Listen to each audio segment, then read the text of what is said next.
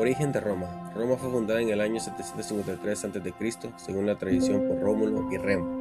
Durante esta etapa, Roma fue gobernada por reyes en un sistema monárquico con fuerte influencia religiosa. Periodo de civilización romana. La monarquía del 753 a.C. al 509 a.C. Roma inicia como una monarquía gobernada por reyes con poder político y religioso. Luego fue república del 509 al 27 a.C. En la República Roma establece un sistema político con el Senado. Luego fue un imperio del 27 a.C. al 476 d.C. El imperio inicia con Augusto y luego fue la división y caída del 395 al 476 d.C. La pirámide jerárquica social romana estaba dividida de la siguiente forma: los emperadores en la cúspide, luego los patricios y senadores, los equites, luego los clientes, luego los colonos, libertos y por último los esclavos. Los romanos eran politeístas. Sus dioses principales eran Júpiter, Marte y Venus. Creían en muchos dioses que influían en todos los aspectos de la vida. Esta religión estaba profundamente ligada al Estado y a la vida pública. Julio César y su caída. Julio César fue un poderoso líder romano que acumuló gran autoridad tras sus conquistas militares. Al cruzar el Rubicón, desafió al Senado e inició una guerra civil. Fue nombrado dictador vitalicio, lo que generó temor entre los senadores. El 15 de marzo del 44 a.C. fue asesinado en el Senado por una conspiración liderada por Bruto y Casio. Sin embargo, su muerte no salvó la república, sino que dio paso al Imperio Romano.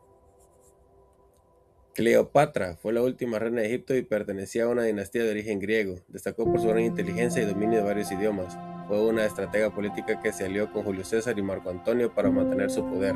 Aunque su muerte sigue siendo un misterio, su influencia marcó el fin de una era tanto en Egipto como en Roma. Crisis del siglo III en Roma. Entre los años 235 y 284 d.C., el Imperio Romano vivió una grave crisis. Hubo inestabilidad política con múltiples emperadores, invasiones externas y conflictos internos. La economía colapsó por la inflación y la sociedad sufrió pobreza. Esta crisis debilitó al imperio y llevó a reformas importantes bajo Diocleciano. Comparativa entre guerreros griegos y romanos. Los guerreros griegos utilizaban la falange, una formación cerrada y defensiva que requería gran coordinación. En cambio, los romanos desarrollaron la legión, una estructura flexible que permitía movimientos estratégicos. Mientras los griegos destacaban en la defensa, los romanos dominaron la guerra gracias a su organización y adaptabilidad. En frases sencillas, la falange resistía, pero la legión conquistaba. Diocleciano y la tetrarquía. Diocleciano llegó al poder en el año 284 a.C., después de la crisis del siglo III, cuando Roma estaba debilitada. Tras una profunda crisis, Diocleciano asumió el poder en el objetivo de restaurar el orden en el Imperio Romano.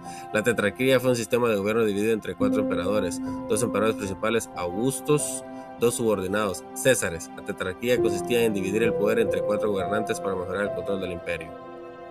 Constantino y el Edicto de Milán 303 a.C. Constantino llegó al poder en un contexto donde el cristianismo era perseguido dentro del Imperio Romano. El Edicto de Milán estableció libertad religiosa en el imperio, fin de la persecución a los cristianos, igualdad para practicar cualquier religión. El Edicto de Milán proclamó la libertad religiosa, permitiendo a los cristianos practicar su fe sin persecución. Teodosio y el Imperio Cristiano. Teodosio gobernó el Imperio Romano en el siglo IV. En el año 380 d.C., mediante el Edicto de Tesalónica, declaró el cristianismo como religión oficial. Este cambio transformó profundamente a la sociedad romana y fortaleció la influencia de la Iglesia. Tras su muerte en el año 395, el imperio se dividió en Oriente y Occidente, marcando el inicio de una nueva etapa histórica. Sincretismo es la fusión de culturas y creencias. En Roma esto ocurrió cuando adoptaron dioses griegos y los integraron a su propia religión. Así, crearon una cultura más amplia y diversa. Cabe mencionar que Roma no imponía, integraba.